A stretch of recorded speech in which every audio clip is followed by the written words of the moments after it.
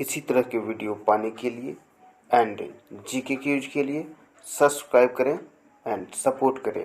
धन्यवाद। नमस्कार दोस्तों, स्वागत है आपका वर्मा कोचिंग JCERT में। आज लेकर हाजिर है क्लास 9 का सामाजिक विज्ञान यानी कि इतिहास, भारत और समकालीन विश्व भाग 1।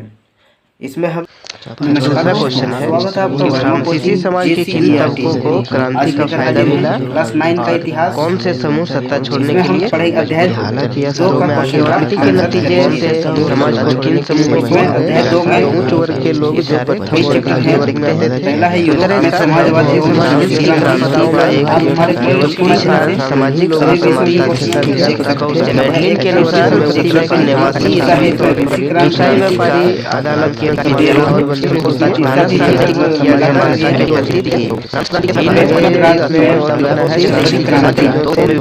विशेषाधिकार वाले वर्ग के आगे फलस्वरूप राजा को गद्दी से हटा दिया के बाद खूनी संघर्षों का दौरान नेपोलियन में तानाशाही से समाधि के अनेकों क्रांति और उसके बाहर प्रसार हुआ। इस क्रांति ने आधुनिक इतिहास की उन्हें की परिणामों की यहाँ पर क्वेश्चन हमने आपको शॉर्ट में बताने की कोशिश की है। आप जो है बुक को पढ़ेंगे और इसी से रिलेटेड इसमें और इसको अगर आप आगे बढ़ाने की तो चैनल कोशिश करेंगे। करना ना भूलें, ठीक है, हमें सपोर्ट करें। आपका एक लाइक हमारे लिए बहुत ही ग्रेटफुल फीलिंग करता है। आइए शुरू करते हैं। पहला क्वेश्चन है कि 1905 से पहले रूस की सामाजिक, आर्थिक एवं राजनीतिक स्थितियां क्या थी। यहाँ पर बोला गया है 1905 से पहले सामाजिक भी, राजनीतिक भी और आर्थिक भी, तीनों। तो थोड़ा सा लंबा होने वाला है, तो आइए देखते हैं इसका आंसर। 1905 से पहले सामाजिक, आर्थिक और राजनीतिक स्थितियां इस तरह है। ठीक है, पहला है सामाजिक स्थितियां। बहुसंख्यक धर्म रूसी रूढ़िवादी ईसाई धर्म था जो ग्रीक ऑर्थोडॉक्स चर्च में विकसित हुआ था, लेकिन साम्राज्य में कैथोलिक, प्रोटेस्टेंट, मुस्लिम और बौद्ध भी शामिल थे।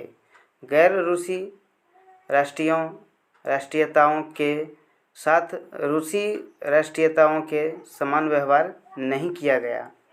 उन्हें अपनी संस्कृति और भाषा का पालन करने की आज़ादी नहीं दी गई। कौशल एवं प्रशिक्षण के आधार पर श्रमिकों को समूह में विभाजित किया गया। किसानों ने कम्यून या मीर नामक अपना समूह बनाया। ये सामाजिक स्थितियां हैं। आइए देखते हैं अब आर्थिक स्थितियां। आर्थिक स्थिति है, अधिकांश रूसी कृषक थे। रूस से निर्यात की वस्तु अनाज थी। उद्योग धंधे कम थे। प्रमुख औद्योगी क्षेत्र से पिट्सबर्ग और मॉस्को थे। अधिकांश उत्पादन कारीगरों द्वारा किया जाता था। शिल्प कार्यशालाओं के साथ बड़े बड़े कारखाने भी थे। रूसी रेल नेटवर्क के विस्तार के साथ कारखानों में विदेशी निवेश बढ़ा। वहाँ कोयला, लोहा और इस्पात का भी भारी उद्योग होता था। कारखानों के श्रमिकों और कारीगरों की संख्या समान थी। पूंजीपतियों द्वारा श्रमिक का शोषण किया गया और उनका जीवन दयनीय बना दिया गया। ये आर्थिक स्थितियाँ हो गया। अब देखते हैं राजनीतिक स्थितियाँ। राजनीतिक स्थितियाँ, रूसी एक राजशाही था। ठीक है, जार निकोलस द्वितीय ने रूस और उसके साम्राज्य पर शासन किया, जो वर्तमान फिनलैंड, लातवियों, लिथुआनिया, एस्टोनिया, पोलैंड के कुछ हिस्सों, यूक्रेन और बेलारूस तक फैला हुआ था। यह प्रशांत तक फैला हुआ था। इसे आज के मध्य एशियाई राज्यों के साथ साथ जॉर्जिया, आर्मेनिया और अज़रबैजान जार राजाओं के देवी अधिकारों में विश्वास करते थे। वे संसद के प्रति उत्तरदायी नहीं थे। रूस में सभी राजनीतिक दल अवैध थे। क्लियर है।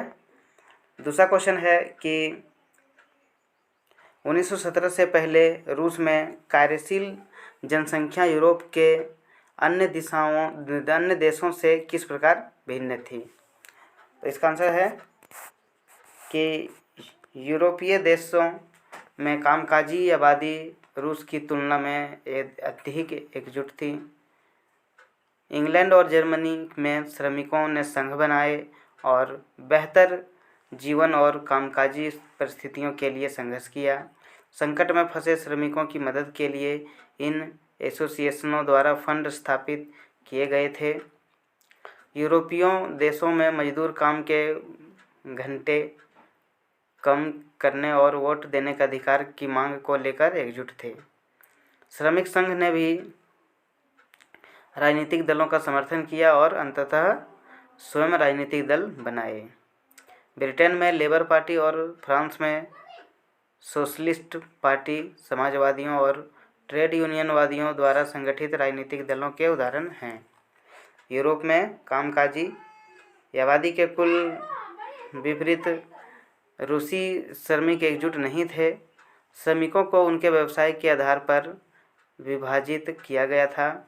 जिन श्रमिकों की नौकरियों में कौशल और प्रशिक्षण की आवश्यकता थी, वे स्वयं को अप्रशिक्षित श्रमिकों की तुलना में उच्च स्तर पर मानते थे। श्रमिकों का उन गांवों से गहरा संबंध था जहां से वे आए थे और इससे श्रमिकों के बीच सामाजिक विभाजन भी हुआ। यूरोप की तरह रूस में भी श्रमिक संघों का नाटकीय रूप से उदय हुआ। उन्होंने काम के इस कम करने और अधिक वेतन की मांग की। सरकार द्वारा मजदूरों का दमन किया गया। ठीक है। तीसरा क्वेश्चन देखते हैं। 1917 में जारशाही का पतन क्यों हो गया। तो उत्तर है प्रथम विश्व युद्ध के कारण रूस में जर्मन विरोध भावनाएं चरम पर थी।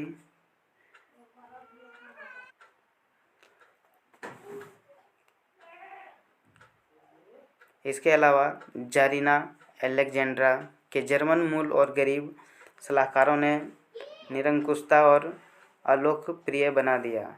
रूस को समुद्र तट पर चौंकाने वाली हार का सामना करना पड़ा और लाखों लोग हताहत हुए। दुश्मनों को कोई फ़ायदा न हो इसीलिए रूसी सेना ने फसलें और इमारतें नष्ट कर दी। इससे लाखों शरणार्थी पैदा हुए। इस स्थिति के लिए जार को कोसा जा रहा था। भोजन की कमी के कारण लोग भोजन के लिए दंगे करने लगे। रूसी सेना ने भी अपनी वफादारी बदल दी और क्रांतिकारियों का समर्थन करना शुरू कर दिया। सरकार ने घुड़सवार सेना बुलाई, लेकिन उन्होंने प्रदर्शनकारियों पर गोली चलाने से इनकार कर दिया। सैनिक और हड़ताली कर्मचारी उस इमारत और सोवियत या काउंसिल बनाने के लिए एकत्र हुए जहां ड्यूमा की बैठक हुई थी। यह पेत्रोग्राद सोवियत था। अगले ही दिन जब एक प्रतिनिधिमंडल जार मिलने गया तो सैन्य कमांडरों ने जार को पद छोड़ने की सलाह दी। सोवियत नेताओं ने ड्यूमा नेताओं ने देश को चलाने के लिए एक अस्थायी सरकार का गठन किया। इस प्रकार फरवरी 1917 में जारिस्ट निरंकुशता का पतन हो गया। ठीक है। बहुत ही लंबा आंसर है इसका, क्योंकि एक चैप्टर ही लंबा है इतिहास का। चौथा क्वेश्चन है, 2 सूचियां बनाइए। एक सूची में फरवरी क्रांति का मुख्य घटनाओं और प्रभावों को लिखिए।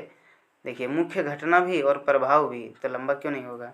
और दूसरी सूची में अक्टूबर क्रांति की प्रमुख घटनाओं और प्रभावों को लिखिए। तो पहले फरवरी क्रांति का लिखते हैं। 22 फरवरी दाहिने किनारे पर फैक्ट्री में तालाबंदी हुई। 23 फरवरी को 50 कारखानों में श्रमिकों की सहानुभूति हड़ताल। 24 व 25 तारीख को हड़तालियों ने प्रदर्शन किया। कार्यकर्ताओं को दबाने के लिए पुलिस बुलाई गई। और 25वां को सरकार ने ड्यूमा को निलंबित कर दिया। 27 को पुलिस मुख्यालय में कार्यकर्ताओं ने तोड़फोड़ की। रेजिमेंट श्रमिकों का समर्थन करती है। पेट्रोग्राद सोवियत के हड़ताली कर्मचारी। और 2 मार्च को जो क्या हुआ, जार ने गद्दी छोड़ी और सोवियत और ड्यूमा नेता अंतिम संस्कार बनाते हैं। अब आइए देखते हैं इसका प्रभाव। सेना के अधिकारी, जमींदार और उद्योगपति प्रभावशाली हो गए। सार्वजनिक सभाओं पर से प्रतिबंध हटा दिया गया। ट्रेड यूनियनों की संख्या में वृद्धि हुई। अक्टूबर क्रांति 16 अक्टूबर को बोल्शेविक नेता व्लादिमीर लेनिन ने पेट्रोग्राद सोवियत और बेल्शेविक पार्टी को समाजवादी सत्ता पर कब्जा करने के लिए सहमत होने के लिए राजी किया। ठीक है, और सोवियत द्वारा एक सैन्य क्रांतिकारी सीमित नियुक्ति की गई। 5वां क्वेश्चन है इसका कि बोल्शेविकों ने अक्टूबर क्रांति के फौरन बाद कौन कौन सी परिवर्तन किए। इसका आंसर है कि अक्टूबर क्रांति के बाद बोल्शेविकों द्वारा कई परिवर्तन लाए गए। वो थे उद्योगों और बैंक का राष्ट्रीयकरण किया गया। इसका मतलब यह हुआ कि अब उनका स्वामित्व और प्रबंधन सरकार के पास था। भूमि को सामाजिक संपत्ति घोषित कर दिया गया और किसानों को कुलीन की भूमि जब्त करने की अनुमति दी गई। शहरों में बोल्शेविकों ने पारिवारिक आवश्यकताओं के अनुसार बड़े घरों का विभाजन लागू किया। अभिजात वर्ग की पुरानी उपाधियों के प्रयोग पर प्रतिबंध लगा दिया गया। सेना और अधिकारियों के लिए नई वर्दी डिजाइन की गई। बोल्शेविक पार्टी का नाम बदलकर रूसी कम्युनिस्ट पार्टी कर दिया गया।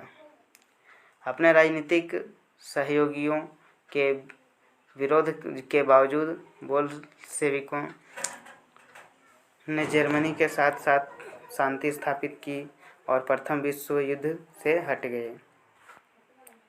बाद के वर्षों में बोल्शेविक सोवियत संघ की अखिल रूसी कांग्रेस के चुनाव में भाग लेने वाली एकमात्र पार्टी बन गई। यह रूस की संसद बन गई। क्लियर है। आइए 6ठा नंबर और लास्ट क्वेश्चन देखते हैं। निम्नलिखित के बारे में संक्षेप में लिखिए। कुलक। कुलक क्या था? तो यह रूस के संपन्न किसानों का नाम था। स्टालिन के काल में आधुनिक खेतों को विकसित करने और उन्हें मशीनरी के साथ औद्योगिक तर्ज पर चलाने के लिए कुलकों को ख़त्म करना जरूरी समझा गया। दूसरा है ड्यूमा। तो यह जो है यह एक निश्चित निर्वाचित परामर्शदात्री संसद थी जिनके निर्माण की अनुमति रूस में 1905 की क्रांति के दौरान जार ने दी थी। अगला है औद्योगिकीकरण। इसमें जो है के कारण महिलाओं ने कारखानों में काम करना शुरू किया। 22 फरवरी 1917 को कई महिलाएं कारखानों में हड़ताल और आयोजित करने में अग्रणी बन गई। इसका दूसरा स्टेप देखते हैं कि इस दिन को अंतर्राष्ट्रीय महिला दिवस कहा जाने लगा। औद्योगिकीकरण का ही है। वे ट्रेड यूनियनों और राजनीतिक संगठनों में शामिल हो गए। उन्होंने दोनों क्रांतियों फरवरी और अक्टूबर क्रांति में पुरुष श्रमिकों की मदद की। आगे देखते हैं उदारवादी। उदारवादी का 3 भाग है, ABC। ये है वे समाज को बदलना चाहते थे और एक ऐसा राष्ट्र चाहते थे जो प्रकृति में धर्मनिरपेक्ष हो। वे सरकार के विरुद्ध व्यक्तियों के अधिकारों की भी रक्षा करना चाहते थे। दूसरा है वे एक निर्वाचित संसदीय सरकार में विश्वास करते थे लेकिन सार्वभौमिक वयस्क मताधिकार में विश्वास नहीं करते थे। उनका मानना था कि केवल संपत्तिवान व्यक्तियों को ही वोट देने का अधिकार दिया जाना चाहिए। सी है स्टेप इसका कि उनके अनुसार महिलाओं को वोट देने का अधिकार नहीं दिया जाना चाहिए, है ना। अब आगे इसका लास्ट स्टेप स्टालिन। इसका समूहीकरण कार्यक्रम। उन्होंने इस कार्यक्रम की शुरुआत 1929 में की थी। उनका मानना था कि इस कार्यक्रम में अनाज आपूर्ति में सुधार लाने में मदद मिलेगी। सभी किसानों को कोलखोज नामक सामूहिक खेत में खेती करने के लिए मजबूर किया गया। इसके विपरीत इससे खाद्य आपूर्ति की स्थिति और ख़राब हो गई। क्लियर है? ये क्वेश्चन आंसर हुआ पूरा। फिर मिलते हैं अगले वीडियो में अगले चैप्टर के साथ। तब तक वीडियो में अंत तक बने रहने के लिए आपका बहुत बहुत धन्यवाद।